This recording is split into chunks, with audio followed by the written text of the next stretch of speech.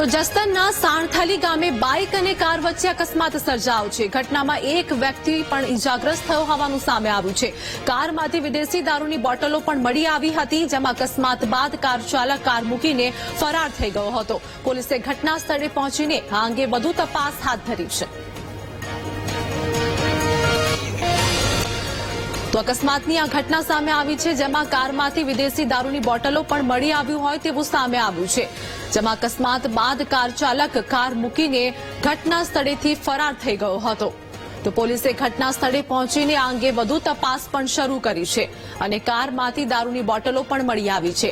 તો જસદણના સાણથલી ગામે બાઇક અને કાર વચ્ચે અકસ્માત સર્જાયો, જેમાં ઘટનામાં એક વ્યક્તિ ઇજાગ્રસ્ત થયો છે અને આ સાથે જ કારમાંથી દારૂની બોટલો પણ મળી આવી હતી। વિદેશી દારૂની બોટલો આ કારમાંથી મળી આવી હતી, જેમાં અકસ્માત બાદ કાર ચાલક કાર મૂકીને ફરાર પણ થઈ ગયો હતો। હાલ તો ઘટના સ્થળે પહોંચીને વધુ તપાસ પણ હાથ ધરવામાં આવી છે। પોલીસે આ અંગે વધુ તપાસ પણ શરૂ કરી છે।